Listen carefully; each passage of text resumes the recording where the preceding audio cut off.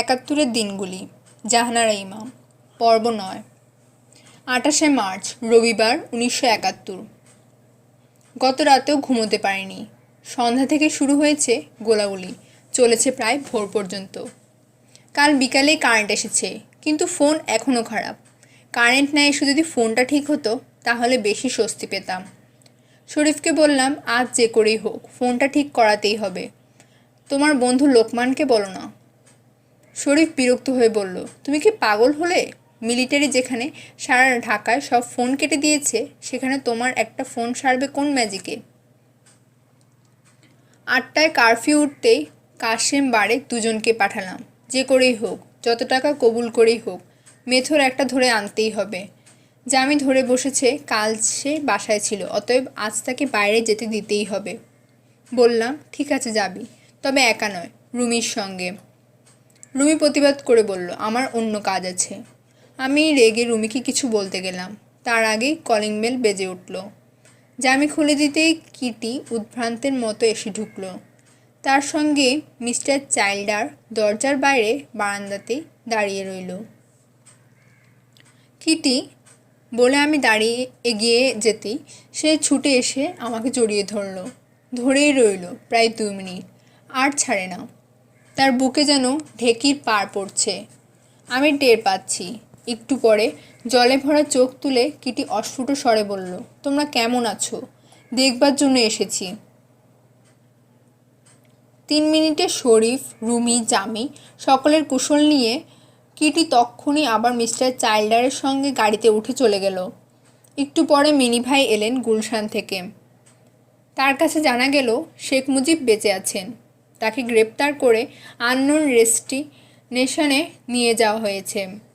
আওয়ামী লীগ নেতারা, ছাত্র নেতারা প্রায় সকলেই পালিয়ে যেতে পেরেছেন।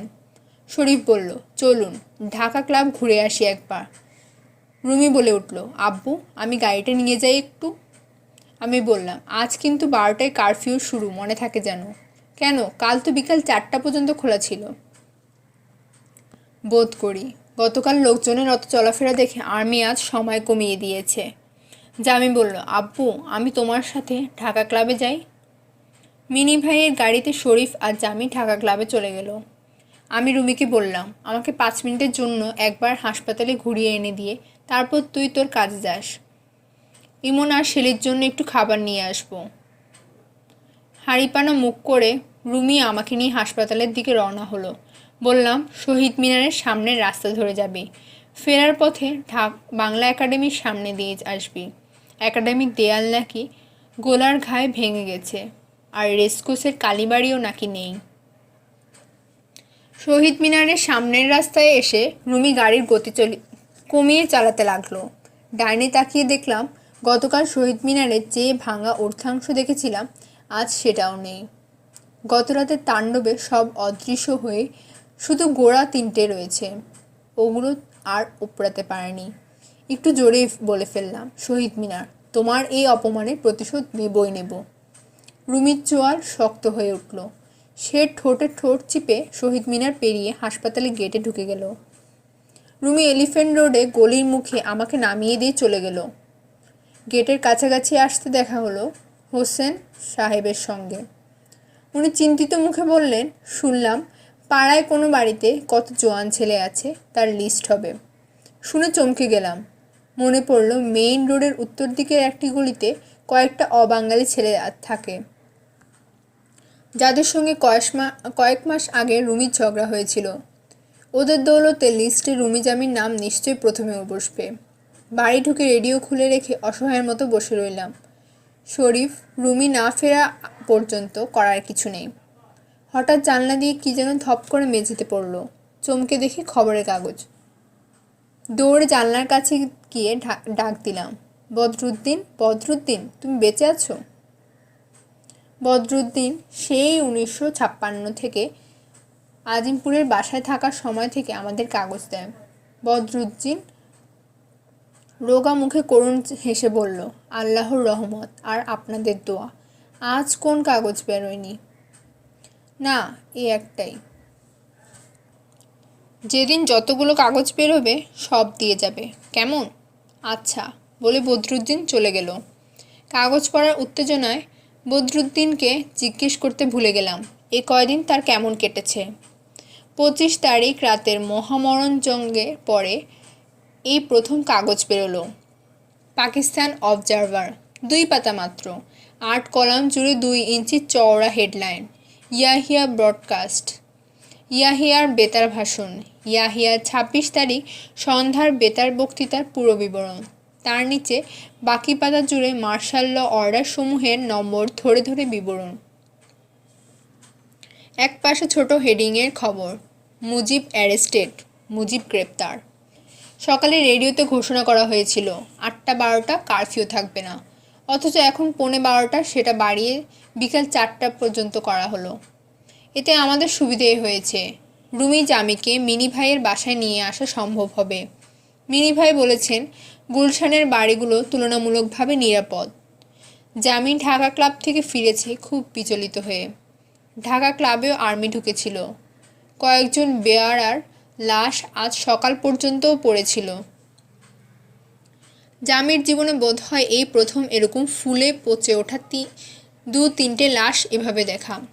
ভালোই হলো, গুলশানে টাট্টুর সঙ্গে থাকলে ও সামলে উঠতে পারবে। দুপুরে খেয়েই রুমি জামিকে নিয়ে গুলশানে চললাম, আমিও শরীফ। রাস্তাঘাট গতকালের তুলনায় বেশ নির্জন। 12টায় কারফিউ শুরু হবে, সেটা সকলেই জেনে লোকজন সেইভাবে বাড়ি দৌড়েছে। শেষ মুহূর্তে সময় বাড়লেও জনশূন্য রাস্তাঘাট আর ভরে ওঠেনি। রুমি জামিকে গুলশানে রেখে ফেরার পথে আজিমপুরে গেলাম একরাম ভাই লিলিবুর বাসায়। 29 মার্চ সোমবার 1971। রেডিও আজ একচোটেই বলে দিয়েছে 8টা-5টা কারফিউ থাকবে না। সকালেই গেলাম গুলশানে রুমি জামিকে বাড়ি নিয়ে আসতে। আজ রুমির জন্মদিন, অন্তত দুপুরে কিছু রান্না করে খাইয়ে দিই। গিয়ে দেখি কিটি ওখানে বেড়াতে গেছে। গুলশানে বেশিরভাগ বাড়িতে বিদেশিদের বাস, সেখানে চলাফেরার একটু সুবিধে, আর্মির উৎপাতও একটু কম। ফিরতে ফিরতে ভাবছিলাম কাঁচা বাজার সব পুরে নিশ্চিহ্ন, কিছুই পাওয়া যায় না। আজও কি চাল ডাল আলু দিয়ে খাওয়া হবে? হঠাৎ চোখে পড়ল এয়ারপোর্ট রোডের সার বন্ধ দোকানের মাঝে ছোট্ট একটি গোস্তের খোলা দোকানে মাত্র একটি খাসি রান ঝুলছে। তখনই গাড়ি থামিয়ে রানটা কিনে নিলাম। রুমি, তোর কপালে পেয়ে গেলাম। বাড়ি পৌঁছে দেখি চিঙ্কু আর কায়সার বসে আছে। বললাম, ভালোই হলো তোমরা এসেছো, আজ রুমির জন্মদিন। তোমরা দুপুরে ওর সঙ্গে খেয়ে যাও। তারপর 3টে চুলো ধরিয়ে কাশেম বারেক দুজনকে খাটিয়ে নিজেও দ্রুত খেটে তৈরি হলো পোলাও, কোরমা আর চানার হালুয়া। গুলশান থেকে আসার সময় রেবা তার বাগানের কিছু টমেটো তুলে দিয়েছিল, সেটা দিয়ে সালাদ বানানো হলো।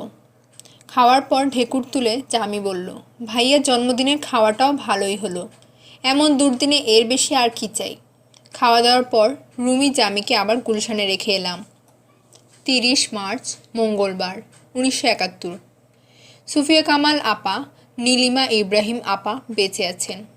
কলকাতা রেডিওতে ভুল খবর দিয়েছিল, খবরটা জেনে মনটা একটু ভালো হলো।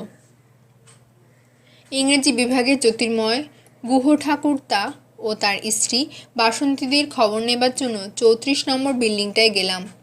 5 দিন পরেও সামনে ছোট বারান্দায় পুরু হয়ে জমাট বাঁধা রক্ত শুকিয়ে কালচে হয়ে আছে। হাসিন জাহানদের ফ্ল্যাটে এখনও তালা ঝুলছে।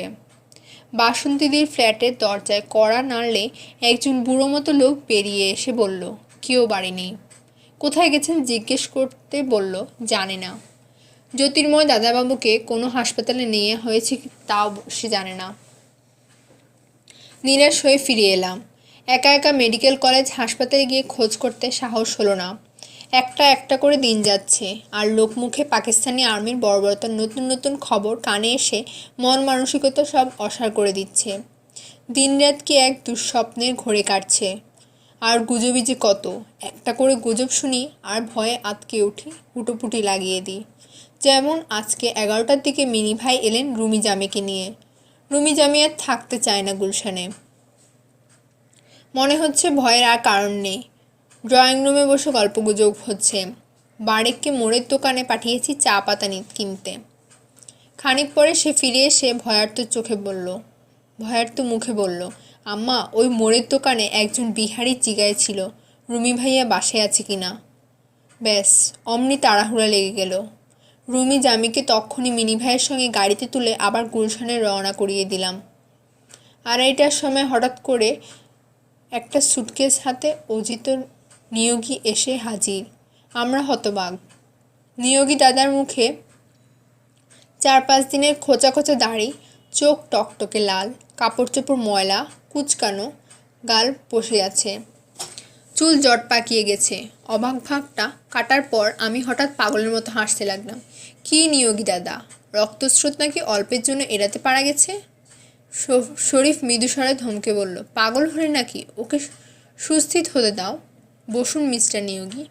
শরীফ ওর হাত থেকে সুটকেসটা নিল। কোথায় ছিলেন এ কদিন? সিদ্ধেশ্বরীর এক লোকের গোয়াল ঘরের পাশের এক ঘুপচি টিনের ঘরে এ কদিন কাটিয়েছেন। মশারি ছিল না, অসম্ভব মশায় ঘুমোতে পারেননি। খাওয়া দাওয়া প্রায় জোটেনি বললেই চলে, চা একদমই না। অথচ দিনে 15-20 কাপ চা খাওয়ার অভ্যেস তার। প্রথমেই ওকে দোতলায় রুমিদের ঘরে নিয়ে গেলাম। নিচে রাখতে সাহস পেলাম না, যদি হঠাৎ কেউ এসে পড়ে। ওকে গোসল করে কাপড় বদলাতে বলে নিচে এলাম খাবার ব্যবস্থা করতে। খাওয়ার পর 1 কাপ চা ওর হাতে দিয়ে শরীফ ও আমি ওর সামনে আলোচনা করলাম। এ পাড়ার যা অবস্থা, ওকে এ বাড়িতে রাখা নিরাপদ হবে না। কেউ এসে ওকে চিনে ফেললেই বিপদ। ধানমন্ডি 6 নম্বর রোডে মা ও লালু থাকেন। সেখানে 3 তলার রুমটিতে উনি সবচেয়ে নিরাপদে থাকবেন। কাকপক্ষীও টের পাবে না, কারণ মার কাজের লোকজন নেই। বদিউজ্জামানরা নিচতলায় থাকে বটে, কিন্তু তারা এমনভাবে দরজা জানলা সেটে নিঃশব্দে বাসার ভেতর থাকে যে বাইরে থেকে কারো বোঝার সাধ্য নেই ও বাসার ভেতরে অতগুলো লোক আছে। বদির পরিবার, তার শ্বশুরের পরিবার, কেজি মোস্তফার পরিবার। 3:30টার সময় ওকে নিয়ে মার বাসায় গেলাম। গাড়িটা একবারে বাড়ির সামনে নিলাম না। কি জানি বদিরা কেউ হঠাৎ যদি কোনো কাজের দরজা খুলে বেরিয়ে আসে। আমি প্রথমে বাড়ির সামনে গিয়ে দেখলাম একতলার সব দরজা জানলা বন্ধ আছে কিনা। তখন মার কলিং বেল টিপলাম। লালু এসে দরজা খোলার পর আমার ইশারা পেয়ে শরীফ নিয়োগী দাদাকে নিয়ে বাড়িতে ঢুকে গেল। আব্বাজানের পুরনো বন্ধু অজিত নিয়োগী। মা ও লালু খুশি মনেই ওকে রাখলেন। ওখান থেকে গেলাম ভূতের গলিতে, ভাসতে কলিম আর চাচাতো দেবর নজরু ও হুদেদের বাসায়। ওরা কে কেমন আছে খোঁজখবর নেয়ার জন্য। আজ সকালে 1 পাতার মর্নিং নিউজ বেরিয়েছে, উল্টো পাতাটা সাদাই রয়ে গেছে। বিদেশের 2-1টা খবর ছাড়া পুরো বাংলার খবর মাত্র 2টি। Mujib wanted, separation right from 66। 1966 সাল থেকে মুজিব বিচ্ছিন্নতা চেয়ে আসছেন এবং পাকিস্তান সেভড, সেইজ ভুট্টো বলেছেন পাকিস্তান রক্ষা পেয়েছে।